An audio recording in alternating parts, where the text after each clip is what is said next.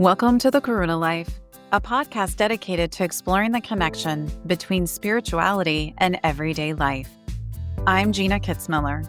I'm an intuitive, a Reiki master teacher, Akashic Records facilitator, and founder of Trimatri Reiki. As a longtime spiritual seeker, my goal is to help you navigate the complexities of the spiritual world, learn how to enhance your intuition, and lead a heart-centered life. Join me as we unravel the mysteries of energy work and metaphysical practices. We'll dive into high vibrational conversations with experts and personal storytellers and learn how to recognize and communicate with those in spirit. So get ready to embrace your inner mystic and explore the realms of the unseen.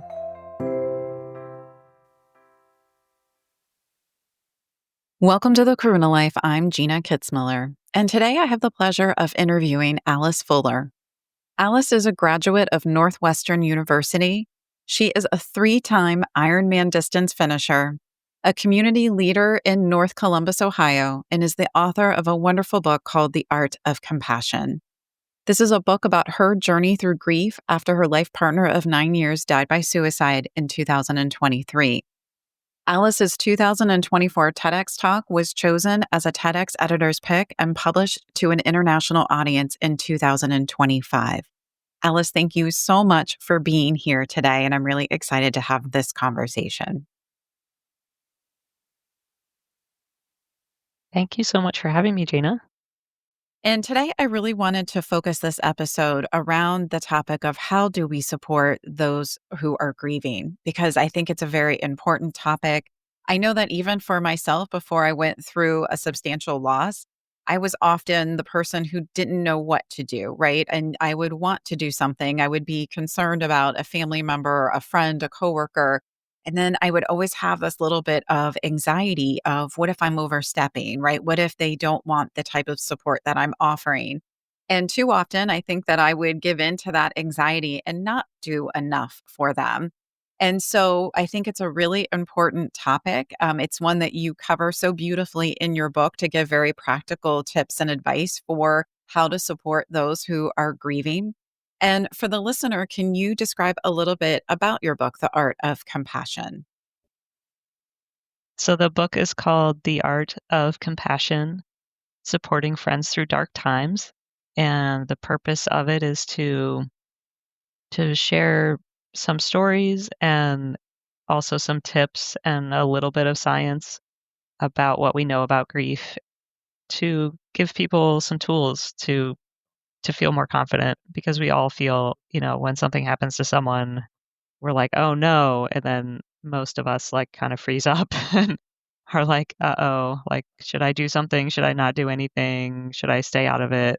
What should I say? Will I say the wrong thing? Like it just, for me, it made me really self-conscious in the past. And I learned a lot about what things worked for me. And, of course, not everything that was helpful to me would be helpful to everyone. But I think there's a lot of new information and helpful information, and it doesn't get talked about enough. I think, we all remember the 5 stages of grief that we learned in high school. And with Gina, that was the same high school, the same year. So psychology class at DeSales, and that was like all we knew at that time. And, now I've learned that those stages of grief weren't intended to describe people grieving someone else. They were actually people who were in end state, who had been diagnosed with a terminal illness. And it was their own self-reflection and their own coping with their mortality, which is a whole different thing than losing someone or losing a job or losing a pet or having a breakup, or the kinds of grief that people go through all the time. Don't usually involve like denial the way it does when it's yourself and you're grappling with your own mortality. So the 5 stages of grief were like super groundbreaking and really relevant to that situation. We have a lot better, more useful ways to think about what other people might be going through and how to help them. So That is really interesting. And when I read that in the book, I didn't know that. I knew that Elizabeth Kubler-Ross, obviously, we're all familiar with her work. And I knew that she had worked with, I think, hospice, correct? Or like kind of in that capacity. but I had no idea how it had gotten kind of absorbed into the grief literature and how we present it to people. So when I read that, I went, I didn't know that. That's actually really interesting. I have to note for listeners, yes, Alice and I actually went to the same high school and we graduated the same year. And we both have kind of oddly similar stories in that she also lost her husband by suicide. And we have reconnected just over the last year or so. And we're really surprised to find out that we had all these commonalities that we didn't know. So we're both really very passionate about educating people about grief and helping others to learn how to navigate it. And so, Alice, let me ask you this. In your opinion, what are some common misperceptions that people have about grief, especially after a suicide loss? Because I do feel that can be often even more difficult for people to navigate that are outside the inner circle. Yeah, that's a great question. You're right, especially when there's some trauma or some, if it's a homicide or suicide or just like a terrible accident, people especially think like, well, I need to give them space. Like it's not my place.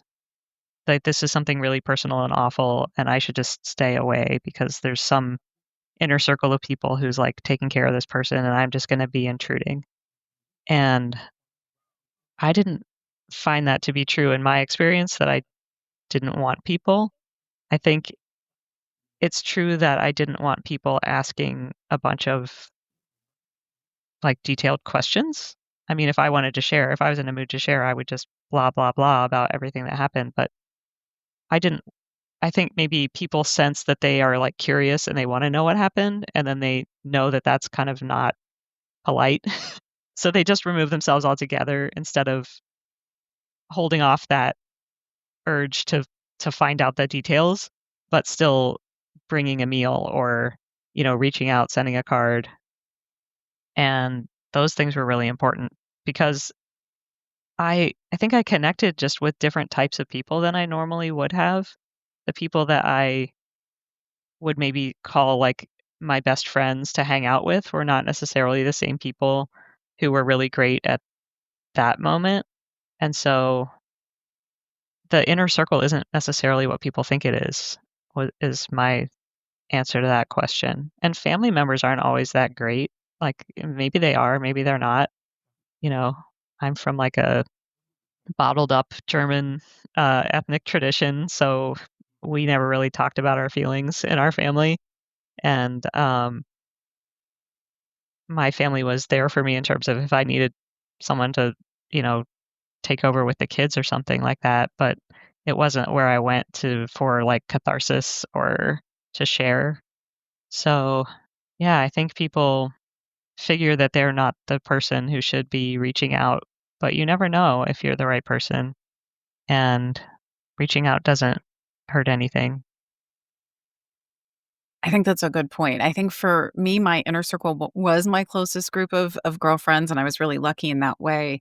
But I think as someone, when you're going through it, oftentimes the other family members are also grieving, and so like they're not really able to step in and lead that kind of support because they're kind of processing their own grief in that moment. So it does really help to have some of those outside people had they have the energy, they have the emotional resources in that moment to kind of just walk silently by you. And I know especially in that situation, it's uncomfortable, right? Like people don't know what to say.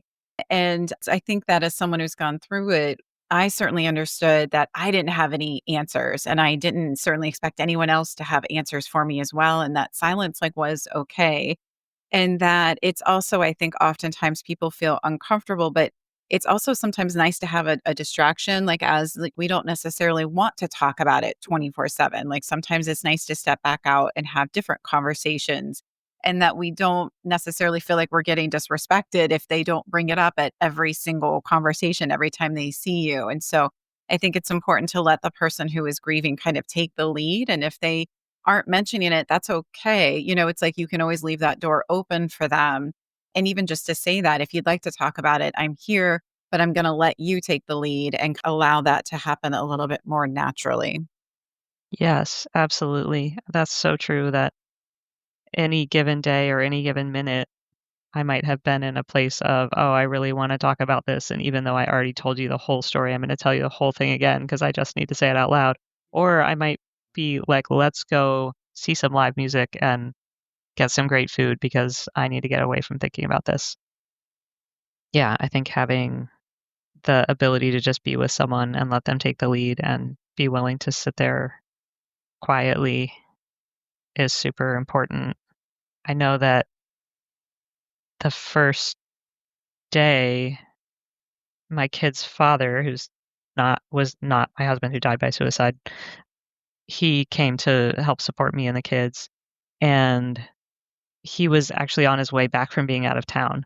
So he was trying to figure out what to do, and he sent the neighbors over, like, he sent his parents and a couple of our neighbors to the house, and I don't remember them saying anything. I'm sure they said something, but just not being alone was really important, and I had the kids, but children are a responsibility. You're not supposed to, like, put the burden on your kids of having them counsel you or comfort you, so just having people in the house, being not alone was really critical, and if you're called on to do that, I would say just jump up and go do that, and it's a privilege to sit with someone at that kind of time. I think it really is invaluable. So, what would you say? What are some practical ways, though, for someone to hold space for someone who's grieving, like in those early days? Like, because I know often people are very well meaning and they want to help, but there's usually that hesitation of, I don't want to intrude. So, can you give some ideas for the listener of what they might be able to do? Yeah. I think food is a huge one. I It's almost stereotypical and people say like, "Oh, well, in my family we always brought somebody, a hot dish." But it's critical. I didn't even realize I wasn't eating. I didn't feel hungry. If you had asked me, "Do you want me to bring you food?" I would say like, "No, no, that's okay. I'm fine. I'm not hungry. I don't want to think about food." But when hot food got in front of me, like literally in front of my face and I could smell it, I was like, "Oh, wow, I haven't eaten in a day." And I would just, you know, scarf it up. So that was great, and my cognitive ability to put together a meal was really low, so the critical thinking it takes to open the refrigerator and figure out what things go together was just not functioning. So it was great to have a friend of mine set up a meal train online at mealtrain.org or whatever it is, and people signed up, and that gave me something also to say when someone said, "What can I do to help?" Because people are always like, "Oh, what can I do? Let me know what I can do," and like, I don't know. I'm like in a total fog. I have no idea what to tell you. I can't even think about the fact that I probably have a whole bunch of things I could tell you to do. It just wasn't registering. But having that meal train link, then I could just send it like here without even having a thought go through my head, just like forward. And then they would sign up and it was all handled. So that's a great thing to do. It's easy to sign up for someone else's meal train. It's more challenging to be the person who leads it, who sets it up. So if you're that kind of person who has that capacity, do that because the grieving person doesn't wanna set it up. It's for sure. What else? I would say being willing to set aside the normal societal concerns.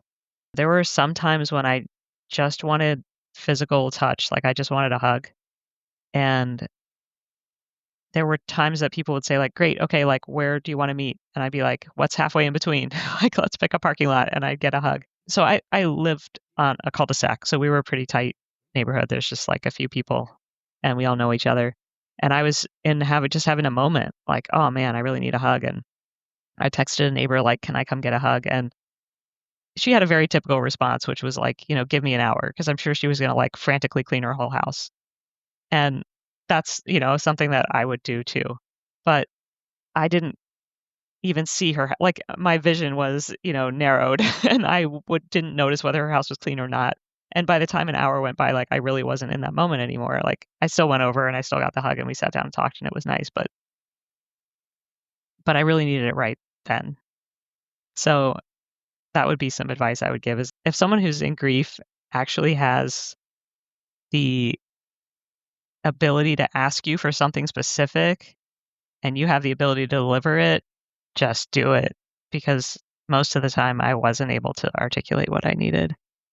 And that was that was an important lesson for me. Yeah. Yeah, I think that people often say, "What can I do?" And in that moment, like, you're cognitively struggling, right? Like, it does everything feels like it's in a fog. Your mind's kind of trying to process this loss, but you have 10,000 things going on in your head. Those early days are very busy. You're meeting with the funeral home, you're making plans, you're deciding, are you gonna have something afterwards with family? And I know my group was, like, just amazing. I had people show up and clean my house, and do things for me, that I didn't have any energy or the bandwidth to do. And yet we've talked about this, like, being specific is really, really helpful.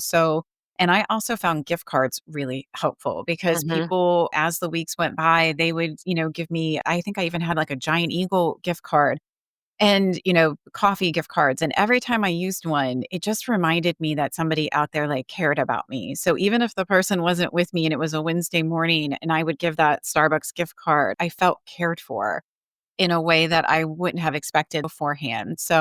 And you and I had talked, like, the meal train is invaluable. And if you had asked me this a couple years before that I had experienced it, I would have been like, oh, like, really? Or no, I would have been fine making meals. But you really don't have the energy to do it. And so it was incredibly helpful for me and my kids to be able to sit down to dinner together. And it just took this huge piece off of my plate to have to even think about what, especially for young children at the time, like what to feed them and to get that prepared and on the table. So whoever came up with that was genius because it really is. And then people, and I know you were the same, volunteered for me for months, which I would have again thought, "Oh, no, but I really did need it for those first months." It was incredibly helpful as time went by. Yeah. Yeah. There are good inventions that have come along that really make a difference for sure. So let me ask you this. So how do we balance like honoring someone's grief, as things kind of move forward and then encourage them to find moments of peace and joy? Because it is that very like delicate balance between, and you mentioned this in your book. I thought you really talked about it very well about how sometimes like you just want to go to work and you just want to be in like the work mode and you don't want to like have the emotion of the room drop every time like you walk in. And I think people often don't know how to kind of approach you, and it's like you kind of feel like you're wearing this like, almost like a black scarf or something, and then people are like, "Oh, it's Gina." Like we have to kind of drop the tone a little bit. So how do people find, moments of peace and joy as someone who's like walking next to someone grieving? Oh, wow, what a great question. Yeah, I definitely did not like that phenomenon of walking to into a room and everyone sort of turning and being like, "Oh, it's Alice." Like, "She lost her husband to suicide, everyone get sad." It's like, "Oh, I just wanted to come to a networking thing and kind of get in a different headspace." So, yeah, I think that it was helpful for me to know that people knew. So having a neutral tone of voice, having someone just come up and be like, "Hey, I heard what happened. I'm really sorry. Like, let me know if there's anything I can do." That was great because then I didn't have to get into a conversation where I'm like 5 minutes into the conversation and then it's clear that I need to reveal this thing to even make anything make sense. Like, "Oh, I'm not taking on new work right now," or whatever it is. Like, because then when I revealed it, as I'm sure you know, Gina, like, as soon as you drop that news to someone who doesn't know, there's this huge emotional reaction from the other person of like, "Oh my god, like, suicide," it's just like this big thing, and I didn't always wanna deal with that, so knowing that somebody knew was helpful, like, "Oh, good, okay, we've already covered that, great." Now you can just see that I'm, like, cheerful right now, and I just want to go on with my workday and not talk about this. So taking the lead from the other person and is probably the most important thing. And yeah, I've talked to people who were really sad that their friends wouldn't acknowledge their loss. They'd go on a vacation trip together or something and they would share something like, "Oh, they never ask about my son," or, "It feels really bad to me that they don't want to bring it up or they don't acknowledge my loss." And so there's kind of that side of it. But then there's the other side where it's like always the elephant in the room and I can't escape it and I want to just go have fun and get my mind off it for a while. So it's it's hard, I guess, to know what to do, but you can just ask, you know, "Do you wanna talk about this right now? Do you wanna not talk about this right now?" And I think with the people closest, they definitely know and they can read you, so I was I was lucky to have a few really close friends like that who just could be positive and cheerful around me, and then I would and if I was sad, like, they'd be like, "Oh, okay, well, let's sit together and be sad, that's fine." But they weren't by default sad just because they saw me, and that was helpful because it's too much to be sad all the time. I agree, especially in the beginning, there's kind of like as the weeks and like those early months go on, I think that's where people really struggle to find that balance between do I bring it up? Do I not bring it up? And then I think as we move a little bit further along in grief, I would encourage people not to be afraid to to talk about the person, like to share a memory or to use their name even, because sometimes people are like, oh gosh, I don't want to bring up their name. And I think David Kessler said this and I thought it was true. He's like, it doesn't change the fact that the person is gone. Like, so, like, it doesn't affect their grief because they're still grieving. They of course, they miss their son, but then there's this kind of awkwardness of, like, not acknowledging this person's name, and so it's like you're not kind of telling them anything they don't already know Right. just by bringing it up. So it's usually a safe place, and usually people really do want to talk about people, and especially someone who has passed by suicide, you talk about what they were like before that. Talk about what they were like before the addiction or when they were healthy or so that there's still a person there and they still have memories they want to share. And it kind of opens that door, I think, often for it. That you and I have talked and we've had similar experiences that there is kind of a don't in terms of when someone is lost by suicide that people are very well meaning, but they don't realize. And it's like, I can let you speak to this, but it's in terms of asking details about how the person died by suicide. Yeah, I think, if you're close friends with someone, they're probably going to tell you, but don't ask. Yeah, it's not polite. Like, don't pry. We're all naturally curious. Like, it's normal to be curious. And when you hear about something really tragic and awful like that, we all want some kind of little mental movie to play of like, how did it go? And we're missing all the details. And so people want to ask, but, ask somebody else. Like, don't ask the person who's closest to it. There's this little diagram of like concentric circles, and some people put it really impolitely, which is to like to love inward and like vomit outwards. If you're tired of supporting the person because they keep telling you the same thing over and over, if you have, you know, really specific detailed questions that aren't polite to ask, like do those outward in the circle, ask people farther away from the grief, and then just bring like love and caring into the inner circle. I don't know. Sometimes I would not have any problem telling someone, and I was happy to share. And then with some people who just have no business asking, I found it to be really upsetting. Like, that's not your right to ask that. I don't even know you. Like, that's just, it made me really angry. Like, they were sort of diminishing the whole thing, the whole person's life, their whole story, the whole journey that had Daniel reach age, 52 and not feel like it was worth going on another day, down to like, well, was it drugs or did he jump off like, it's just that's not who cares? That's not the point to someone who's lost someone. So, yeah, don't ask about that. Yeah, I agree. And I do understand that for a lot of people, at least in my experience in the beginning, I knew they were well-meaning and I knew they were trying to wrap their head around, what had happened. And yet I wasn't comfortable talking about it. I'm still not. But then sometimes, especially like you said, with people who weren't in my inner circle, it feels very kind of callous in a way. It also feels a little bit like prying and nosy and if someone else passes from any other, means, we don't ask people those detailed questions, right? We're not like, "Oh, they died in a car accident. Please tell me what exactly happened to them physically," right? You would never ask that question because it's completely impolite and it's none of your business. You would kind of take what happened and then move on. And yet, for some reason, with suicide, I feel like people feel entitled or this real kind of morbid curiosity that they want to know, but you're also asking the person who has lost someone to relive that trauma by bringing up those details. So I absolutely agree. If like they don't share, then that's your cue to not ask. So if you're dying of curiosity, see if you can find other details from other family and friends who are outside of the circle. So, in your experience, what role does self compassion play for someone who is grieving? Oh man, it's huge.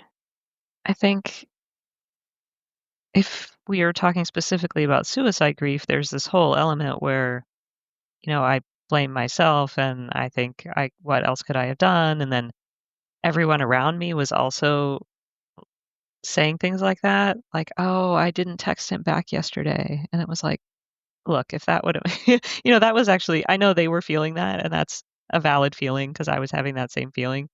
But my perspective on the at the time was that was actually a little insulting. Like, I was living with him and I couldn't fix it, and you think, like, because you didn't text him back, like, there's, like, that element of being compassionate about not taking on the blame because it's a person made that kind of monumental choice.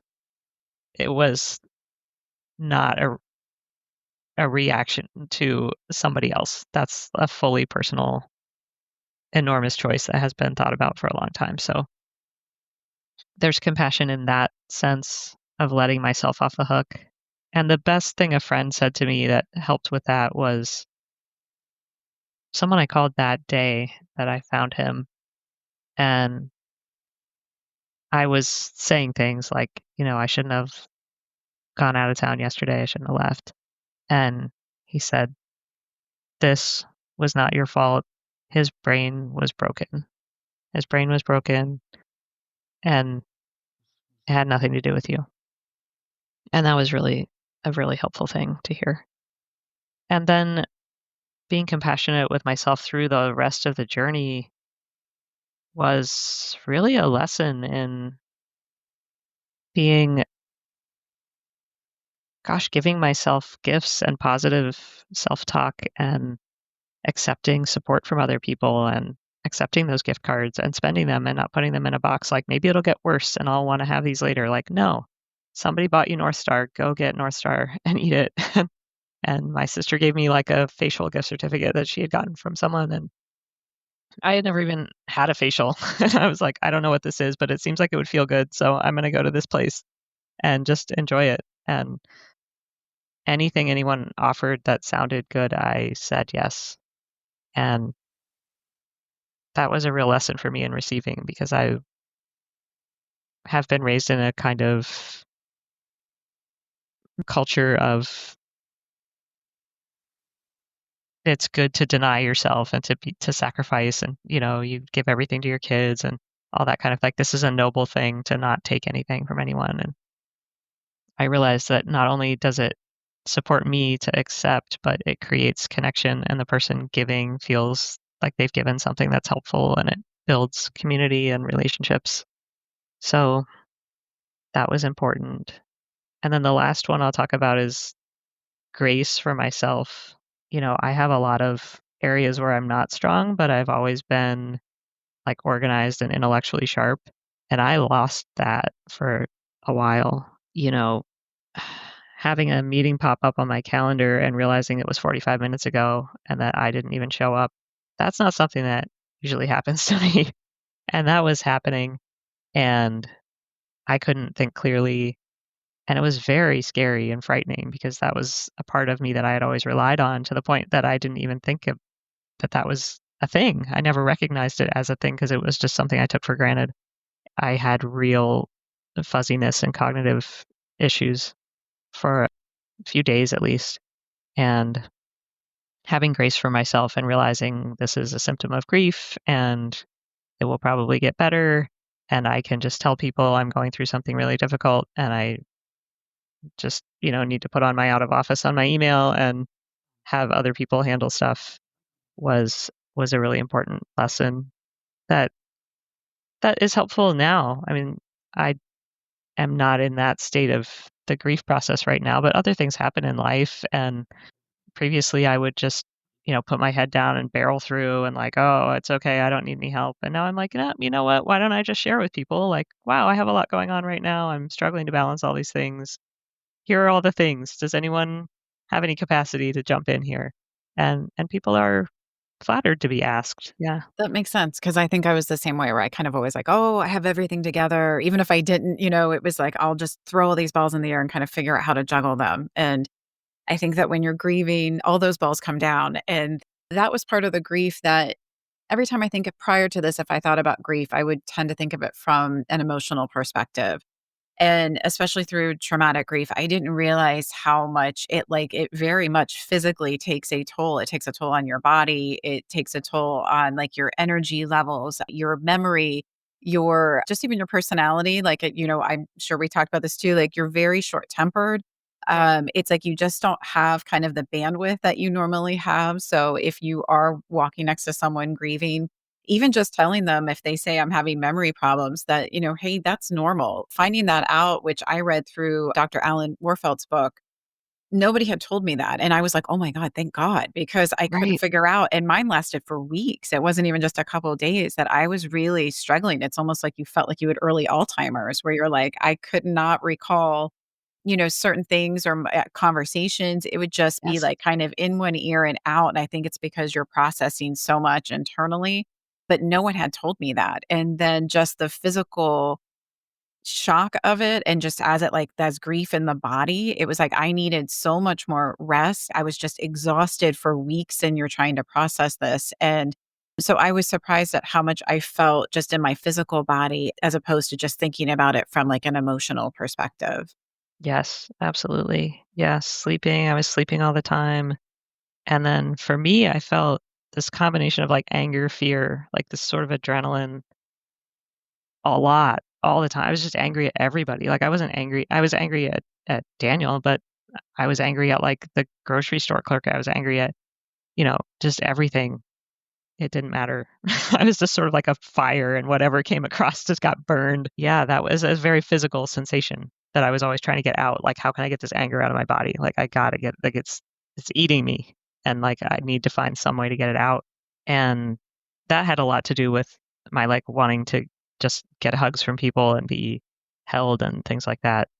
And I read something really interesting that is that the fear, which I was really surprised, like, why am I feeling afraid? Like, there's nothing to be afraid of. There's no one threatening me, but I just felt afraid. And there was a study done that even other animals in grief have, like, they're able to measure this fear sensation in their brain. Like, other animals are also having this fear thing. Like, why would that be? And the theory is that that sensation of being afraid draws us to other people for comfort and companionship at a time when we're kind of like, "Get away from me," like, "I'm going through something. I don't wanna talk to anyone." But I have this emotion is so strong that I need to seek people out to just relieve it because it's so awful. And I was like, "Wow, that is fascinating that our bodies drive us to seek community at a time like that." That was really a cool thing to learn about. That is really interesting. So, can you talk a little bit for to listeners about where are you now as opposed to like where you were in those early days? Do you have any words of advice or wisdom for people who might be in the early phase right now? Yeah, I think, so what I talk about in the book are these 3 stages that I propose. And the the early grief is like shock, really. I mean, it's just there's no functioning in that space. And so that's when we need to bring food to people and take care of everything we can take care of for them because they can't even see that it needs to be taken care of. Like just, basic physical needs, critical care. And that's, maybe days or weeks. And then there was this sort of recovery phase where I was bouncing back and forth between actively grieving and being upset and then wanting to get completely away from it or being in the middle where there's so many, as you know, like so many chores of grief, the sorting everything out and all the in today's world, all the passwords and all the access to everything. And I was living in a house where I couldn't turn off the security system and I couldn't access the thermostat and everything is highly technical and it all had to get switched over. So there was a lot of contact with the death and the suicide that was just part of getting life back together. So that was a phase. And during that phase, that's when it's probably the hardest for the support people because it was really about reading me. Like, do I just want to complain about how annoying it is that I can't log into his Gmail? Then just listen to me. Or do I want to like go listen to live music and be completely consumed by something else? Like, great, let's go do that. Or, am I wanting to go to the park where his ashes are and like actively be, in mourning? So that part is probably where people are called to be most sensitive and intuitive and just let the person take the lead. And then I feel like now I'm in the integration stage, the end, where I'm like, this is a part of the story of my life. It's not the story of my life. I am not defined by this thing happening. This happened. I'm using it to inform myself and how I interact with people. I'm hopefully spreading some helpful information, and that's going to be part of my life. And I think that's also something that comes up in Dr. Wolfeld's books is like finding some higher purpose because it's either going to, I think, bring a person down and their whole life is going to be like, oh, I'm the victim of this tragedy that happened to me. Or you're going to take it and say like, hey, I made something out of this. Like this happened and I learned from it, or I used it to inspire me to do something positive. And so that's where I am. That's what the book is about. And the TEDx talk that I did was about taking it and making something good out of it. And I think for someone who's going through it, like those early days, what was most helpful for me is really I couldn't even really find any examples, which is why I think it's important that there's conversations like this out there, that there's books out there from people who have been through this because when you're in that moment, especially those early days, and I think shock's a really great way to put it. Because when I was reading the book, I'm like, my gosh, she's right. Like it was like all hands on deck basically for those first couple weeks. Like that's really what is needed. And in that moment when you're in the early stage, you really can't see 6 months down the road. You can't visualize a year down the road, 5 years down the road because you're just everything is just so intense.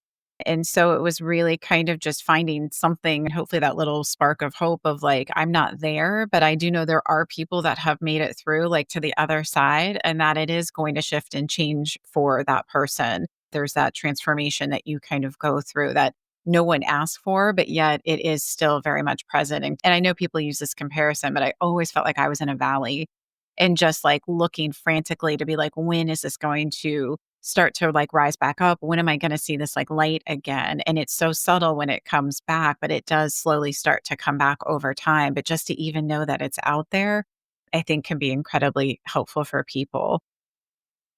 So let me ask you this. How do you think like sharing stories of grief like yours in the art of compassion, how do you think that helps others feel less alone?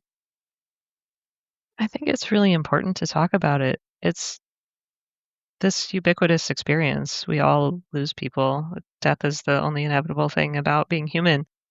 And yet we haven't become comfortable talking about it too much. I think it's also difficult for it to be a popular subject, It's people think it's going to be really heavy and like, oh, if they have a choice of different things to listen to, they're probably not going to listen to that. So I think it's important to try to actually push it up into the popular culture. I remember hearing Sheryl Sandberg, the Facebook executive who had already written a best-selling book, and then her husband died suddenly, and she wrote a book about grief. And so people had her on because she was famous. And so it pushed the topic into a higher level of discourse. And I was really glad because she talked about some of the similar things of not knowing what to tell people to do to help and how helpful it was if somebody said, "Hey, I'm in the coffee shop right now. I'm getting you a coffee unless you tell me not to, and I'm going to meet you in 10 minutes. If you say no, that's fine. I'll go away, but this is what I'm doing," rather than having the grieving person try to think of what it is they need. And I was like, "Oh, wow, that sounds really important. That's something I'm going to remember." And then when it was happening to me, I was like, "Oh, wow, that was brilliant. Yes, everyone should know about that." So I think it's important to talk about it as much as we can, especially when it's not happening, because when it is happening, you're right. It's a total shutdown, a complete like inability to think or definitely not read a book. I mean, I can't imagine having reading a book about it when I was in the middle of it. So, yeah, I think it's critical that we have conversations like these, and I'm really glad that you're providing a venue and a forum for doing that.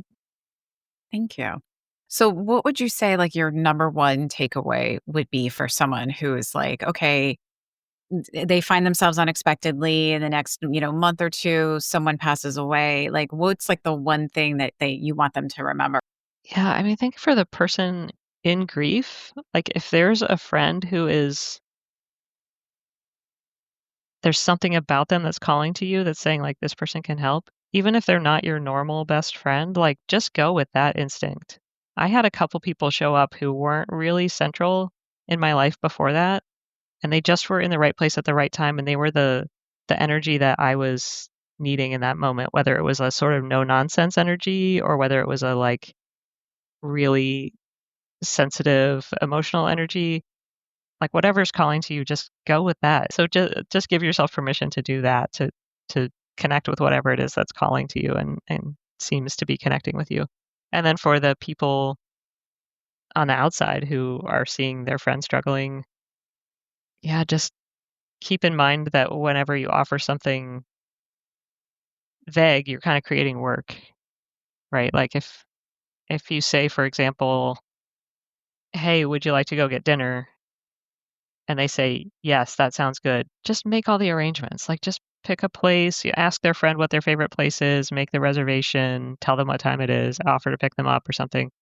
Um, don't create logistical work that they're normally capable of. Just try to take away as much work as possible and present maybe 2 choices that are fully developed. Like, "I'm gonna handle everything. Do you wanna do this thing or do you wanna do this thing? Or do you wanna do neither thing?" And that's completely fine. Yeah, I think that is really helpful. And so I had people offer to go get like stamps at the post office and thank you cards. And it's like all these little checklists that you have to do like in that process that it is really helpful. So the more specific you can be, can I go and do this for you? Can I watch your kids if people have younger kids? Because often you have appointments and you have to meet with attorneys in the funeral home. Do you need me to stop in? I can get the kids off the bus. Like those very specific things can be incredibly helpful. Well, thank you so much, Alice. Can you let the listeners know a little bit about where to find your book and your TED Talk and all that good stuff? Sure. Yeah. Well, I have a website that's my name, Alice Foeller, Foeller, alicefoeller.com. And there's links to the TED Talk and the book and other related materials. And yeah, it's really exciting to have something positive going on and having the book be finally available. And I'm so excited that we're like sisters in something happy too. We were like sisters in this sad thing, and now your book is coming out and my book is coming out, and we get to do it together. So that's really awesome. Thank you. Yes. And I was just re listening to your TEDx talk this morning, and it is very good. So I will put a link to Alice's information as well as to that talk in the show notes. As always, if you enjoyed this podcast, please consider leaving us 5 stars and following. We'd be really grateful. Enjoy the rest of your day.